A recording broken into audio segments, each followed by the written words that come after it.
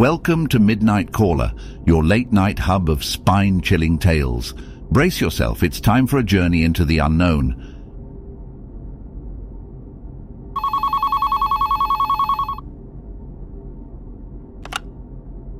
Detective Sarah Levin wasn't new to disturbing cases, but the string of murders that had gripped Rose Hill for the past 2 months were unlike anything she'd ever seen.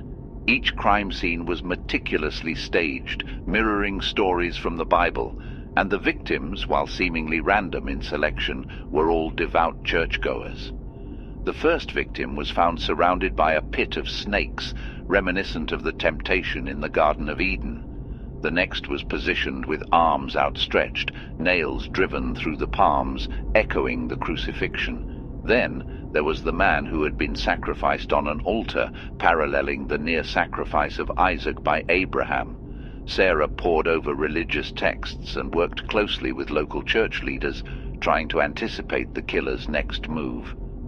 Every sermon delivered in Rose Hill was scrutinized, every biblical passage dissected, all in hopes of finding a clue or a pattern. It was while reviewing a sermon about the tale of Judas that Sarah had a chilling realization. Each of the victims had recently confessed to a grave sin. Could the killer be someone within the confessional booth, someone who believed they were divinely appointed to deliver retribution? With this lead, Sarah decided to set a trap. She would confess a fabricated sin, one grievous enough to attract the killer's attention. The local priest, Father O'Malley, hesitated, but finally agreed, fearing for more innocent lives. In the hallowed silence of the confessional booth, Sarah whispered her invented tale of deceit and betrayal. She could feel the priest's discomfort, but persisted, ensuring every detail was etched in his memory. That night, Sarah and a team of officers staked out her home, awaiting the Righteous Reaper, as the media had dubbed him. Hours ticked by, but there was no sign of the killer. Doubt started to creep in. Maybe the killer had seen through her ruse, or perhaps he was biding his time. Just past midnight, as fog crept through the streets of Rose Hill, a shadowy figure approached Sarah's house. The team tensed, ready to pounce. The figure silently picked the lock and entered, not noticing the officers hidden in the shadows. Inside, Sarah was posed as if asleep. The intruder moved stealthily towards her, a dagger gleaming in his hand.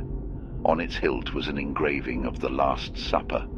The team moved in, lights blazing, and apprehended the man before he could harm Sarah. It was none other than Father O'Malley. Under intense interrogation, the priest confessed. He believed he was an instrument of God, chosen to cleanse the world of sinners. Each confession was a divine message, guiding him to his next target. The stories from the Bible weren't just tales to him, they were instructions. The town of Rose Hill was rocked by the revelation. The very place they sought solace and forgiveness had become a den of judgment and execution. Sarah, still shaken, pondered on the thin line between faith and fanaticism. The case served as a chilling reminder that sometimes the most terrifying monsters are those that believe they are doing God's work. In the sleepy town of Heatherstone, with its winding lanes and well-tended gardens, lay the old Ambrose estate. The vast property and its stately mansion had been vacant for years before a young writer, Amelia, decided to make it her sanctuary. Moved by the mansion's Gothic allure and serenity, Amelia imagined the place to be the perfect muse for her upcoming horror novel. She was unaware of the mansion's notorious reputation in town, of unexplained occurrences, and its previous occupants' abrupt departures. The first few days were idyllic. However, the solitude she sought began to feel uncanny. Mysterious whispers would float from the dark corners when she was engrossed in her writing. Sometimes she could hear soft footsteps echo in the empty corridors. Shrugging it off as an overactive imagination, she dove deeper into her work. One chilling winter night, as the wind wailed outside and the mansion groaned under its influence, Amelia had an unnerving experience. While working in her study, she felt an unseen entity pass by her, carrying with it a gust of icy wind that made the papers on her desk flutter. As she turned, she caught a glimpse of a shadowy figure in the corner of her eye. But when she looked directly, there was nothing there. In the following days, Amelia found objects moving of their own accord. Books from her shelf would appear on the study table, and lights would flicker without reason. One morning she found her bedroom door ajar, though she distinctly remembered locking it before going to bed. Then she discovered a hidden room in the mansion's west wing, concealed behind a dusty old tapestry. It was a small study, holding an antique writing desk, a dim spectral lamp, and stacks of parchment. As she skimmed through the papers, Amelia realized they were entries from a diary chronicling a tale of horror and despair. The author, apparently the mansion's former occupant, wrote about a malevolent presence in the house. It was a shadowy figure, existing on the edge of perception, always out of direct sight. The writer had tried to communicate with it, to ask what it desired. The only response was a single phrase inscribed on the wall of the study: "I seek a voice." A chill ran down Amelia's spine. Could this unseen tenant still be occupying the house, seeking a medium to communicate? Fueled by a writer's curiosity and the need to verify the tales, Amelia decided to confront the entity. That night, she sat in the secret study, her heart pounding as the old grandfather clock ticked away the seconds.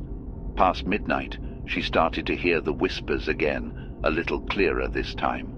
They seemed to converge on her, their susurrus forming the words, "I seek a voice." Feeling an eerie sensation, Amelia asked, "What message do you want to convey?" There was a profound silence, and then a spectral hand appeared before her, holding a phantom quill. It moved across a parchment and inscribed, "You are the voice." Suddenly, Amelia understood. The entity wasn't malevolent. It was a trapped soul, yearning to tell its story, but lacked the means to do so. And Amelia, with her talent for spinning tales, was the perfect conduit. In the following weeks, Amelia began to pen the entity's tale, a tragic narrative of love, betrayal, and an untimely death that bound the spirit to the mansion. As she progressed, the eerie occurrences subsided, replaced by an uncanny peace. By the time Amelia finished the novel, the spectral figure had disappeared, the whisperings had ceased, and the mansion felt genuinely vacant. The unseen tenant had found its voice and perhaps its liberation. Amelia's novel, The Unseen Tenant, turned out to be a bestseller, praised for its chilling narrative and eerie realism. But only Amelia knew the truth about the unseen tenant of the old Ambrose estate, a truth as real as the empty mansion she now called home. It was a cold, dreary night at the Jefferson County Emergency Services when fresh recruit David received his first call. 911, what's your emergency? David's voice echoed in the quiet room, filled only by the hum of computers and the distant ticking of a wall clock. The caller was a woman, her voice trembling. "Help! There's someone in my house." The fear in her voice was palpable, making David's heart pound in his chest. Following his training, David tried to keep her calm, asking for her address and assuring her that help was on the way. But as he dispatched officers to the location, a sudden chilling silence fell over the line. He called out, but there was no response. He held his breath, waiting before finally the line went dead. David felt a wave of dread wash over him. The haunting fear in the woman's voice had left him shaken. He prayed that help would arrive in time. Hours later, when the officers returned, David learned the horrifying truth. The house was vacant, long abandoned. There was no sign of any recent inhabitants, let alone a home invasion. They dismissed the call as a morbid prank, but David was unconvinced. The terror he'd heard felt too real to be a hoax. Night after night, the call replayed in his mind, haunting his dreams. He could still hear the woman's desperate plea for help, her voice echoing in the chilling silence of the call center. A week later, he received the call again, the same trembling voice, the same words. "Help! There's someone in my house." It was her, the woman from the abandoned house. Her voice was filled with the same terror as before. David reassured her once more, even as a cold dread crept up his spine. He dispatched officers again, but the response was the same. The house was deserted, untouched since their last visit. As the weeks turned into months, David continued to receive the call, always from the same woman, always the same frantic plea for help. It was as if she was stuck in a perpetual loop of fear, her calls for help echoing into the void. His colleagues suggested it was a glitch in the system or an elaborate prank, yet no one could explain how the call came from a disconnected landline in an abandoned house. David knew there was something more, something darker at play. Desperate for answers, David decided to visit the house himself. The place was as the officers had described, abandoned, decrepit. Its only inhabitants were dust and shadows. As he walked through the echoing rooms, he felt a chill in the air. An eerie unease filled the house, an echo of terror. In the living room he found an old telephone. It was covered in a thick layer of dust, its cord severed. As he stood there, he heard a faint sound, like a distant whisper. He held his breath, listening. The whisper turned into a voice, trembling with fear. "Help! There's someone in my house."